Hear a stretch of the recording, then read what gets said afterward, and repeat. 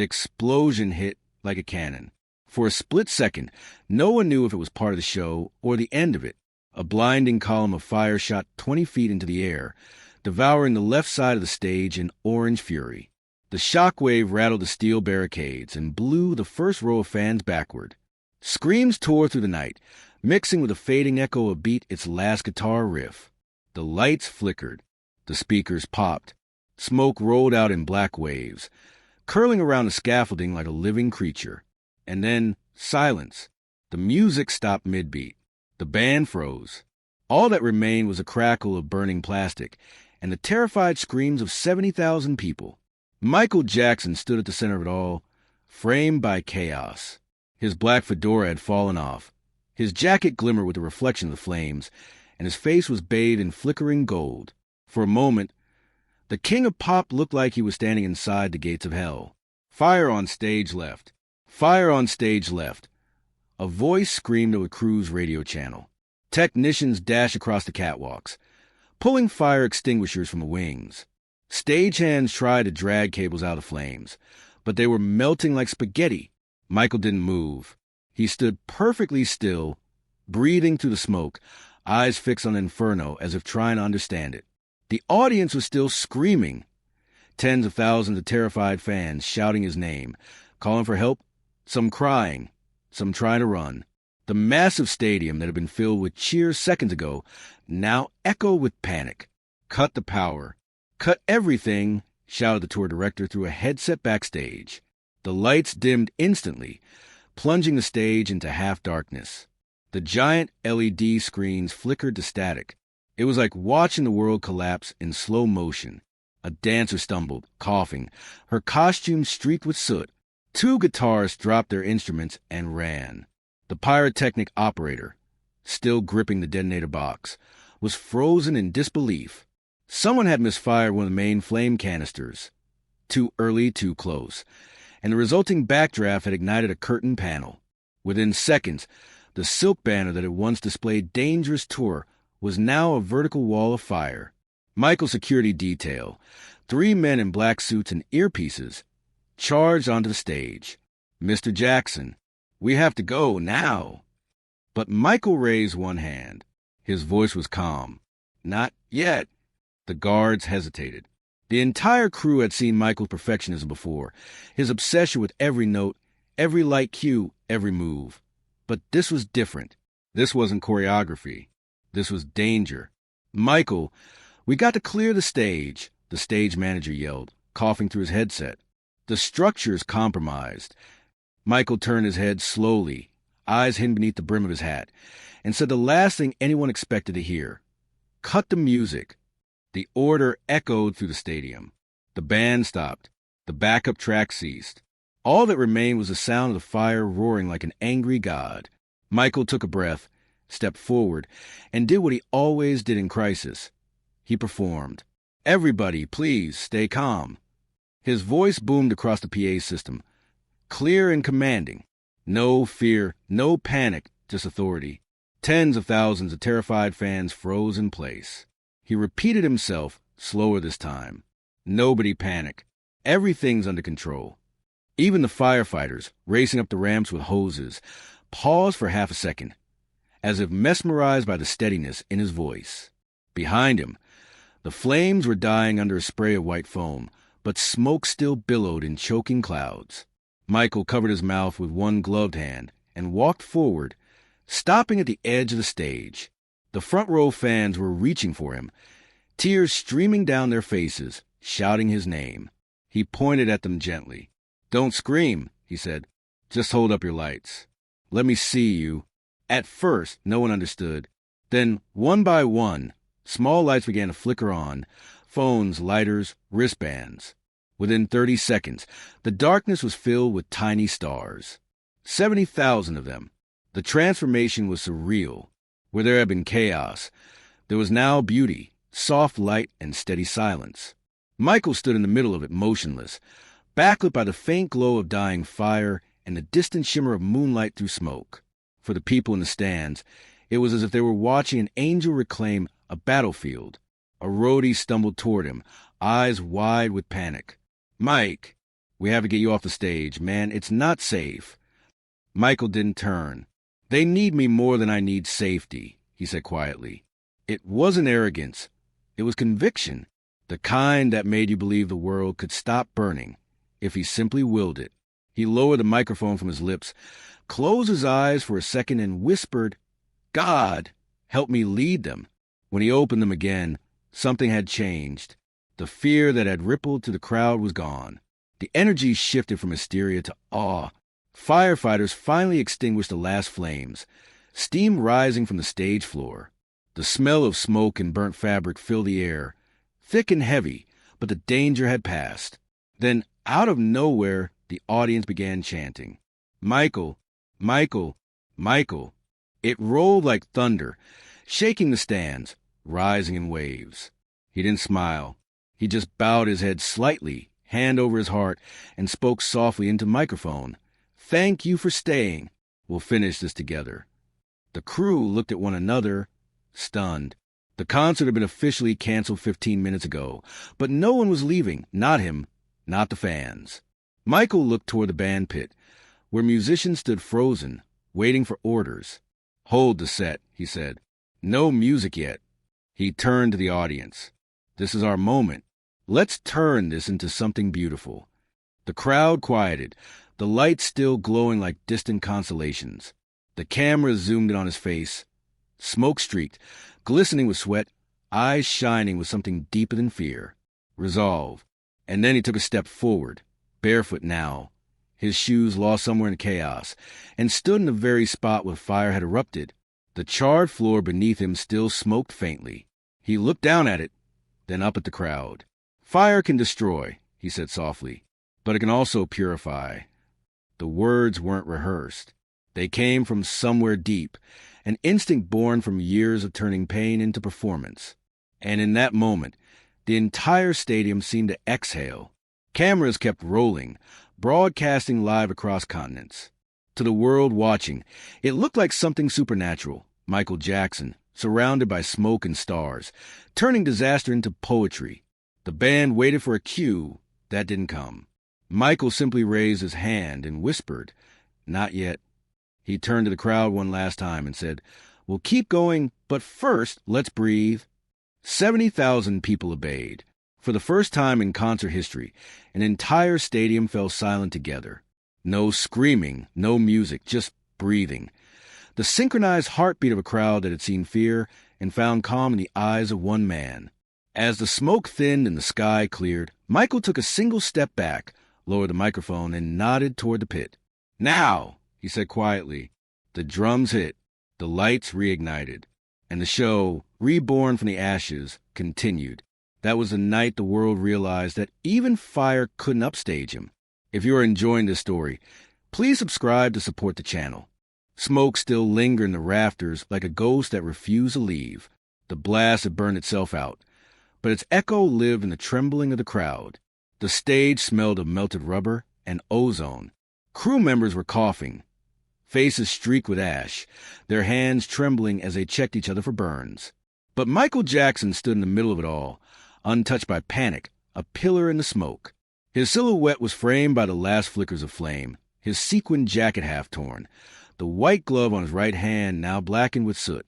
He wasn't supposed to be standing there. Every safety protocol screamed for evacuation. But Michael's instincts weren't trained by manuals. They were carved by rhythm, responsibility, and love. "Is everyone okay?" His voice, hoarse but calm, boomed through the PA. Dozens of crew voices crackled in reply through headsets. All dancers accounted for. 2 burns, minor. Stage left rigging compromised. He nodded slowly.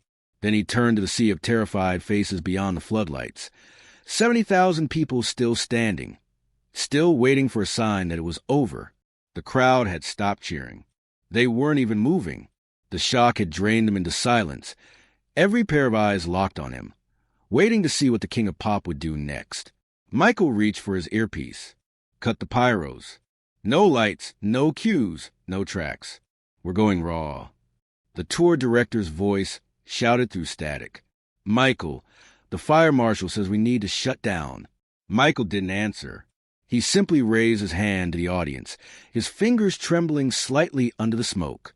"Everything's going to be fine," he said into the microphone, his tone soft, melodic, almost like a lullaby. "But I need you all to help me. Don't run. Don't panic. Just breathe." The words carried through the stadium like a prayer. People actually listened. Thousands of fans took deep breaths together, as if hypnotized by his voice. The camera feed, still live, captured a sight the world would never forget.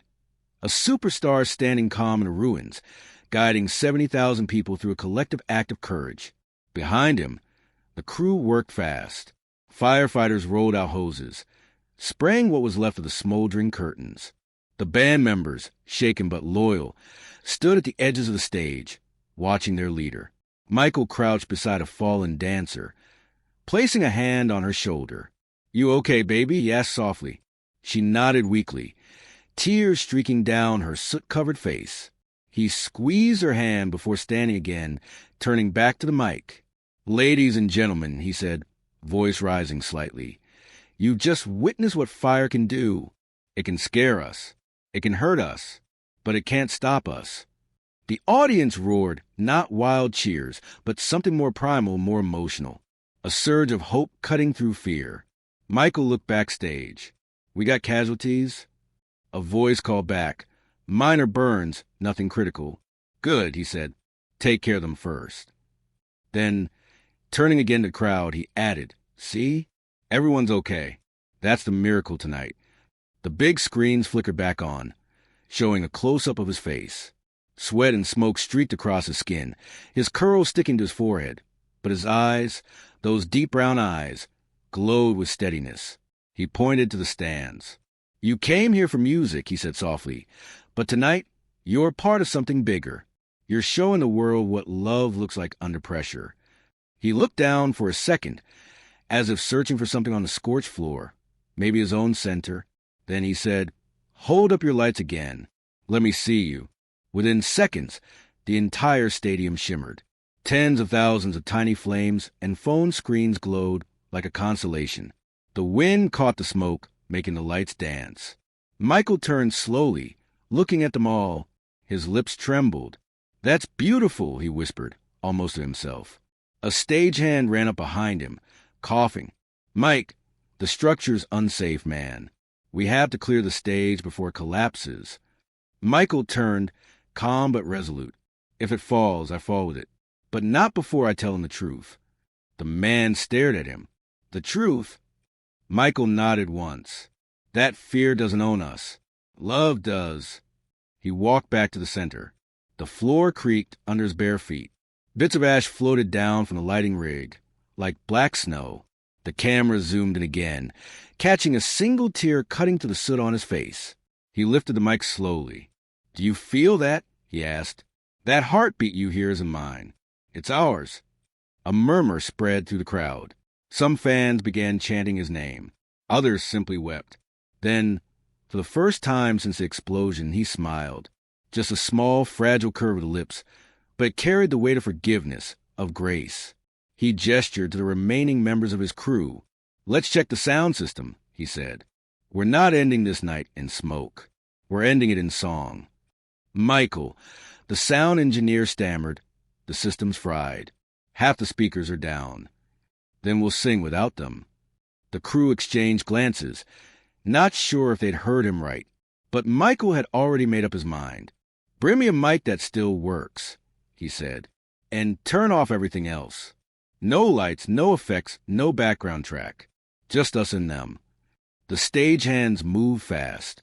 Within minutes, the last fire was out, and the giant light towers went dark.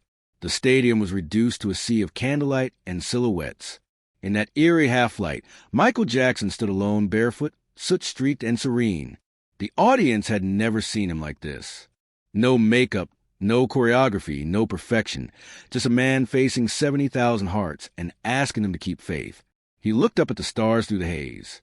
"We're still here," he said softly. "That's what matters." The band leader, unsure whether to start again, called from the wings, "Boss, what do we play?" Michael shook his head. "Nothing yet." He turned to the audience once more, eyes glimmering with something raw and tender. "I want to hear you sing," he said. A pause. Then, somewhere near the front rows, a fan began humming Man in the Mirror. Another joined, then another.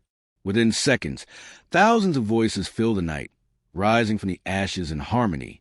Michael closed his eyes and let it happen. The song carried through the smoke, imperfect, human, breathtaking. Fans sang through tears, some holding hands with strangers.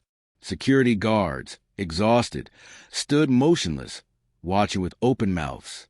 He listened for a minute, letting them lead, before quietly joining in, his voice thin but angelic, weaving through theirs. "I'm starting with the Man in the Mirror." The crowd gasped.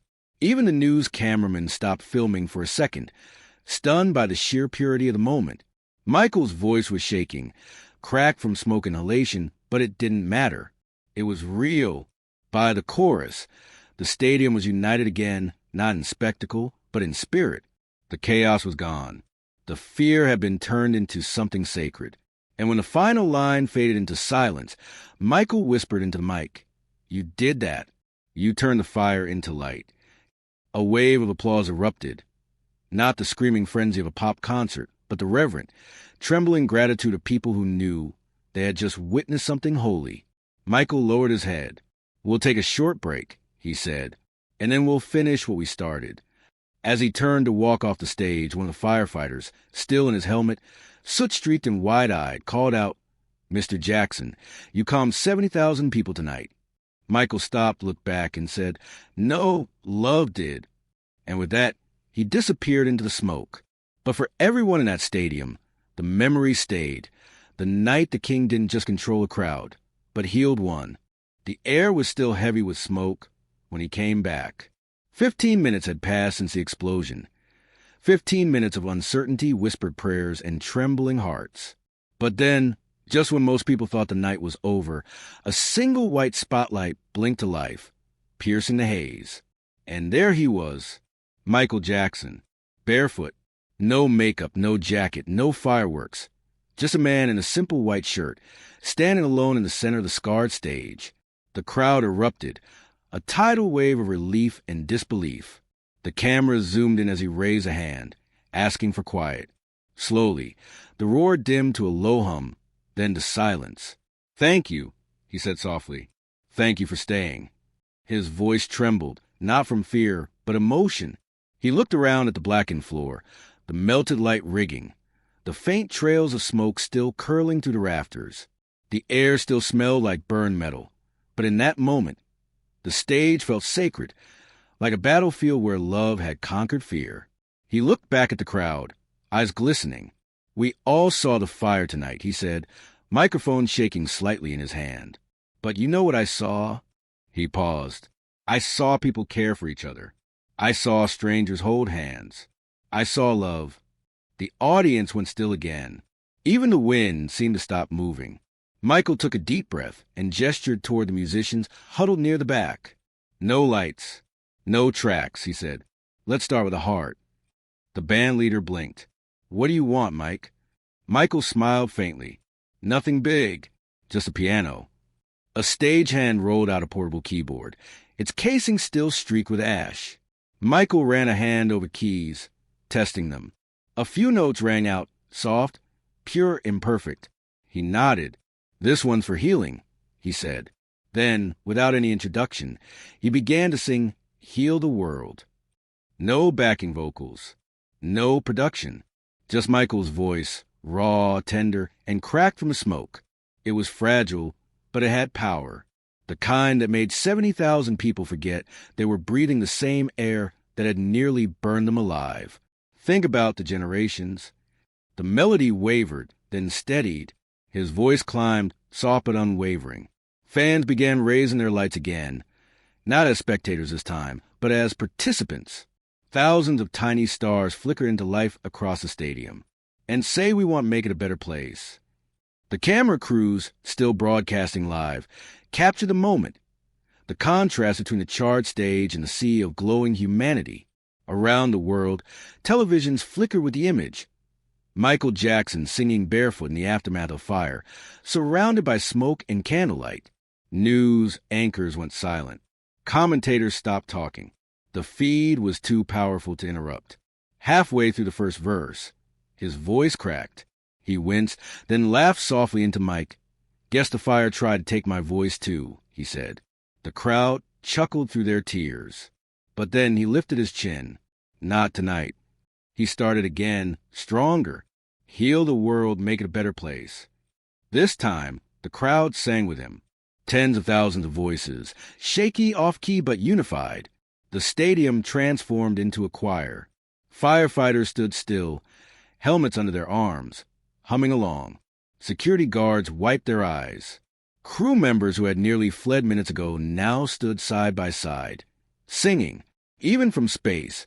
The International Space Station later reported, Wembley's glow was visible that night, a halo of light where fear had once burned. Michael reached the chorus, eyes closed, hand over his heart. His body swayed slightly, his face illuminated by the faint halo of stage light. Each word came out like a prayer. "There are people dying. If you care enough for the living." Fans who had fainted earlier were now sitting up, singing softly through oxygen masks. Others were hugging, strangers holding each other as they cried. When the chorus ended, Michael opened his eyes. "You hear that?" he said into the mic, smiling faintly. "That's love louder than fire." The crowd roared. He motioned to the drummer. No full set, just a soft brush on the snare. The beat began, simple, human, heartbeat-like. He sang again, this time stronger. The band joined in, slowly building around him. Bass, keys, guitar, all stripped down, organic. No lasers, no fireworks, just rhythm, voice, and heart. Every verse carried a little more strength, a little more warmth. You could feel it, the fear melting into faith. By the bridge, the entire stadium was singing. The sound rose into the night sky like a collective prayer, echoing through the city streets. Outside the venue, thousands more fans who hadn't gotten tickets stood pressed against the gates, singing too. One camera panned to a little girl in the crowd, tears streaking her face, holding up a handmade sign that read, "Love is stronger than fire." When the song ended, Michael didn't speak. He just stood there, eyes closed, hands raised slightly as if feeling the invisible energy radiating from 70,000 hearts beating together. The band fell silent. Then silence again. Not emptiness, but fullness. A kind of holy stillness. A single drop of sweat rolled down Michael's face. He looked out at the endless ocean of lights and whispered, "You did it." The crowd didn't cheer. They just stood there, weeping, clapping softly, overwhelmed by what they had witnessed. He took the microphone again, voice barely above a whisper. This is what music is for. Not to show off, not to perform, but to remind us we belong to each other. He knelt down, touching the scorched stage floor. "This was fire," he said quietly. "Now it's hope." Then he looked back at the crowd with a faint smile. "Are you ready for one more?"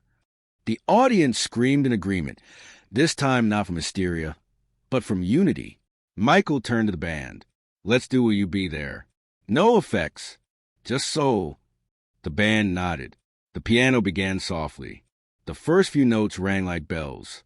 Michael closed his eyes, breathing deeply. Then he sang, "Hold Me Like the River Jordan." The sound was pure, fragile, transcendent. By the chorus, the entire stadium was singing again. Voices layered over one another, imperfect but powerful, like the sound of a world learning to heal itself. Camera flashes sparkled through the mist. From above, the stage looked like a glowing heart beating in the center of the city. Michael held the final note longer than anyone expected. His voice trembled, cracked, and broke. But the crowd caught it, singing the line for him, carrying it higher and higher. When it ended, he stepped back on the mic, tears streaking his cheeks. The audience roared in applause that sounded more like thunder than noise. He bowed his head. "Thank you for helping me finish the show," he said softly. "You turned fear into faith." Then he turned around, looking once more at the charred backdrop, now glowing orange in the dim light. And maybe, he whispered, that's what fire's trying to teach us. He left the stage quietly, without fireworks, without confetti, just the sound of 70,000 people singing the final lines of Heal the World as he disappeared into the dark. That night, no one left talking about the explosion. They left talking about the healing, and the man who refused to let the fire win. Act 4, The Aftermath and Revelation. By dawn, the world had already seen it. The explosion, the silence, the song, the image of Michael Jackson barefoot and soot-streaked, standing in the middle of a burned stage while 70,000 people sang, Heal the World behind him. It was everywhere, on television, on radios, in newspapers, on early internet message boards. It was no longer just a concert. It was history. The footage replayed endlessly across every network. Some stations aired it raw. No commentary, no anchors, just a haunting live audio of a man turning panic into peace. Others tried to analyze it. Was this bravery or madness? One host asked. Did Michael save his audience or risk himself? But most viewers didn't want debate. They wanted to feel that calm again, that quiet strength that had somehow rippled through a crowd and changed fear into faith. CNN aired the clip for 48 straight hours. BBC called it the most human moment in live entertainment history. The New York Times headline read, The King of Pop calms a city in flames. But what the cameras didn't show was what happened after the music stopped. The morning after. Backstage, the mood was different. The air smelled of charred cables and melted gels. Crew members moved quietly, sweeping debris, rolling up blackened cords, taping off damaged flooring. Some were still trembling. Others were just exhausted. Michael hadn't left yet. He was sitting on a flight case near the back of the stage, head bowed, elbows on his knees. A towel hung around his neck, but it wasn't for sweat. It was for smoke. His voice was almost gone. When his manager, Frank Dilio, approached him, Michael didn't look up. Everyone safe? He asked. Frank nodded. Minor burns. A few sprains. Could have been a lot worse. Michael exhaled shakily. Good. He was quiet for a moment, then asked, The fans? Scared, but fine. EMTs said no serious injuries. You calmed them, Mike. You really did. Michael looked up then, eyes red, voice soft. I didn't calm them. The music did. A medic approached, holding a small oxygen mask. You should take a few breaths, she said gently. You inhaled a lot of smoke. He nodded, pressing the mask to his face, inhaling deeply. As he did, a firefighter, young, barely 20, walked up shyly, helmet in his hands. Mr. Jackson, he said, I just wanted to thank you. Michael lowered the mask. For what? For staying. You don't know what that meant out there. Everyone was ready to panic. If you had run, the crowd would have followed. But you didn't. You made them feel safe. Michael gave him a faint smile. Sometimes you can't run from fire, he said softly. Sometimes you have to stand in it until it burns itself out. The firefighter nodded, unsure what to say. He just looked at Michael, soot-streaked, silent, utterly human, and realized he just met someone who didn't need a crown to be a king. The world responds. Within hours, statements flooded in from everywhere. The Prime Minister called it a display of grace under pressure. The fire department released a statement praising his composure. Psychologists analyzed the footage, calling it a mass de-escalation phenomenon. But the fans told a simpler story. One woman who had been in the front row told reporters, I thought I was going to die. Then I looked up and saw Michael, just standing there, calm, breathing slow, telling us to hold up our lights. I don't know why, but in that moment I wasn't scared anymore. A father who brought his 8-year-old daughter said, He turned that stage into a church. Nobody ran. Nobody screamed. It was like he pulled the fear right out of the air. Even rival musicians spoke out. Prince called it the purest form of showmanship. Bono said he didn't perform. He led. That's what separates artists from icons. But Michael refused interviews. He didn't want credit. When reporters finally caught up to him outside the hotel the next morning, he simply said, I'm thankful everyone's alive. That's all that matters. Then he turned and walked inside, head bowed, flanked by bodyguards who were still visibly shaken. What the press didn't know was that after leaving the venue, Michael had quietly rerouted his security motorcade to St. Mary's Hospital, where the injured crew members and pyrotechs were being treated. He walked into the burn unit unannounced, still wearing his singed shirt and mismatched shoes. Nurses froze.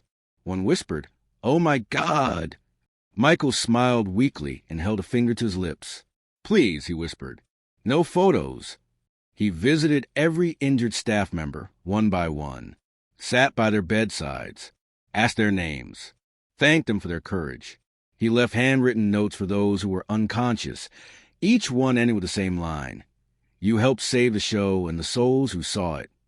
Before leaving, he told the hospital administrator, "Whatever the costs are, medical bills, equipment, wages, send them to me directly." The administrator blinked. "That could be..." Michael cut him off gently. "No, could be. Just do it." Then he left as quietly as he'd come, slipping into the dawn unnoticed. The symbolism begins. By the end of the week, the footage had taken on a life of its own. Fans began calling it the Fire Night. Someone uploaded a slow-motion clip of Michael standing still while sparks fell around him, and it went viral. Long before viral was even a word, people said the smoke behind him looked like wings. Others swore they saw a heart-shaped form above the crowd during Heal the World. Churches used the clip in sermons. Teachers played it in classrooms to talk about courage. Therapists showed it to trauma patients as an example of collective calm. The performance wasn't just entertainment anymore. It was medicine. Music historians began calling it the night music healed itself. One wrote, "Jackson turned disaster into unity. He didn't use sound to fill silence. He used silence to create peace." When asked about the phenomenon months later, Michael's only comment was this: "You can't plan moments like that. They're gifts. Sometimes God breaks something open so light can get through." The crew's confession. Years later, the tour pyrotechnic supervisor, Alan Price, gave an interview about that night. His voice cracked as he described it. "I thought I'd ruined everything," he said. "I thought I'd killed someone. Then I saw Michael, through all the smoke, walking toward the flames instead of away from them. He wasn't yelling. He wasn't angry. He just said, 'Turn off the power and breathe.' I'll never forget that. That man saved my life twice, once in the fire and once from the guilt." Another dancer recalled, "I saw him walk barefoot across a section that was still hot enough to burn skin. He didn't flinch. He said, 'The show isn't over until the hearts calm down.'" The historians' take. In documentaries years later, cultural historians would call it the defining moment of modern performance art. Dr. Emily Waters, a historian of music psychology, said, "It wasn't just that he handled the crisis. He transformed it. He demonstrated what leadership looks like when the lights go out, grace, empathy, and control through presence, not power." Another scholar wrote, "That night redefined what it meant to be a performer. He wasn't just entertaining. He was protecting. And in doing so, he showed that music's greatest purpose isn't applause, it's healing." Michael's silence. When asked years later in an interview why he never spoke publicly about the fire, Michael smiled softly. "Because it wasn't about me," he said. "It was about all of us. We came together in fear, and we left in peace. That's the real performance." He looked away for a long moment, then added quietly, "People think the fire was a story, but the real story was the silence after. That silence, that breath between chaos and harmony, became the sound that would define him forever." Years later, when people spoke of Michael Jackson, they didn't just talk about the moonwalk, the glove, or the records that shattered every chart. They talked about that night, the night the stage exploded, the night fear became faith, the night the king of pop became something greater than an entertainer. They called it the night of fire, though to those who were there, to those who had seen it, smelled it, felt it, it was more than an incident. It was a revelation, the legend that wouldn't die. For months after the show, news footage of the incident played in classrooms, church sermons, and leadership seminars. It wasn't just about celebrity. It was about composure. Clips of Michael's calm voice saying, "Everybody, stay calm," were replayed like sacred words. Firefighters began using the footage in training programs to demonstrate crowd management. Psychologists studied the collective emotional regulation that had occurred in those minutes. In one report, a behavioral scientist wrote, Michael Jackson's stillness amid chaos acted like a tuning fork for 70,000 nervous systems. His composure rewired panic into peace. For those who were there, the memory never faded. Fans described it like a shared awakening, as if, for a few brief minutes, everyone's hearts had synchronized with his. A fan named Elena, who'd been in the upper stands that night, later said, When the fire started, I thought I was going to die. When he stood there, just stood there, everything stopped. He made us feel safe. He didn't even need music anymore. He was music. The concert that changed everything. The tour resumed 3 weeks later. But nothing was the same. Gone were the excessive fireworks. The choreographed bursts of flame. In their place, Michael added something quieter, a moment in every show where he would dim the lights, step to the edge of the stage, and say softly, Remember the fire and how we turned fear into love. The crowd would raise their lights, just like that night, and he'd perform Will You Be There under a single white spotlight. Every time he did it, people cried. Crew members said he insisted on keeping that segment sacred. No cameras, no spot following, he would say. This part's not for the broadcast. It's for the souls in the seats. That sequence became known as a healing segment, and it turned every concert into something more than a show. It became a spiritual gathering. The ripple effect. Years later, artists across genres cited that night as a turning point in live performance philosophy. Beyoncé called it the moment I learned what leadership looks like. Bruce Springsteen said, He reminded us that a crowd isn't a mass, it's a heartbeat. Even emergency planners study the concert's footage to understand how one man's voice could control a stadium-sized panic. An academic journal published a study titled The Jackson Effect, Emotional Coherence in Mass Gatherings. The conclusion was simple. When calm becomes contagious, fear cannot survive. The fire inside. Michael rarely spoke about it. Whenever interviewers brought it up, he'd smile faintly and change the subject. But those close to him knew that night had left a mark, not on his body, but on his soul. He was different after that, said Kenny Ortega, his longtime collaborator. He talked about fire a lot, not the flames, but what it represented. He said, the fire on stage was a test. It burned away everything that wasn't real. Michael became more introspective. In rehearsals, he'd remind his dancers, perfection isn't in your steps. It's in your heart. During the History tour, he would occasionally stop mid-song, close his eyes, and whisper, Fire reveals the truth. Most fans thought it was a lyric ad-lib, but the crew knew. They'd seen what he meant. The secret donation. It wasn't publicized until years after his passing, but records later revealed that Michael had quietly funded a new state-of-the-art fire safety training center in London, built in honor of the first responders who'd saved the Wembley stage. He never allowed his name to be used. The only inscription, carved into a marble plaque by the entrance, read, Real fire doesn't destroy.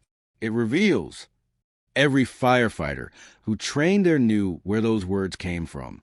Some said walking into the building felt like walking into a temple, not a celebrity, but of gratitude. The fans' pilgrimage. Decades later, fans still visited the site of that concert. The stadium had been renovated, rebuilt, renamed, but they still came on the anniversary each year.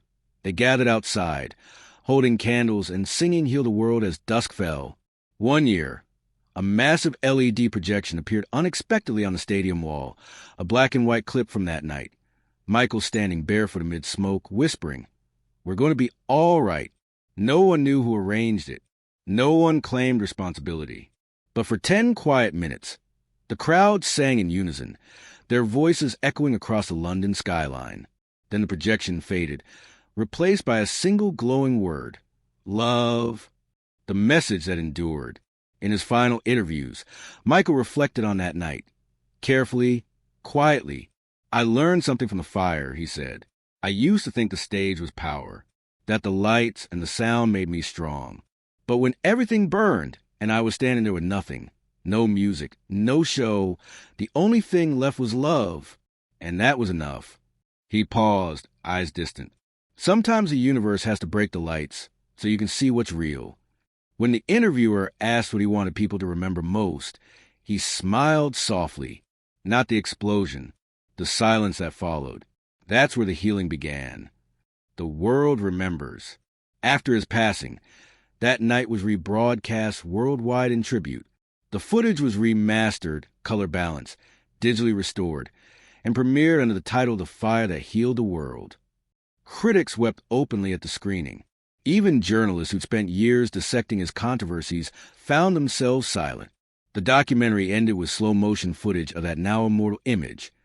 Michael standing barefoot in smoke, his face calm, one hand over his heart, surrounded by a galaxy of candlelight. As the credits rolled, his voice played softly in the background, from an old interview few had ever heard. We all face fires, inside us, around us. You can't always put them out, but you can stand in them and choose who you'll be when they're gone. The screen faded to black. Then, in white letters, one final message appeared. Real fire doesn't destroy. It purifies. The immortal moment. Today, that line lives on, engraved on fan memorials, printed on posters, tattooed on skin, whispered in moments of fear. Because that night in London wasn't about flames or fame. It was about what happens when humanity meets chaos and refuses to run, when love becomes louder than panic, when silence becomes stronger than sound, when one man, barefoot and smoke-stained, stands in the wreckage and says, "We'll be all right," and somehow, impossibly, everyone believes him. That was Michael Jackson's true magic. Not the choreography, not the spectacle, but the courage to turn a moment of terror into a timeless act of grace. The night the stage exploded didn't destroy him. It revealed him. And in revealing him, it revealed us. If you like this story, please subscribe to support this channel.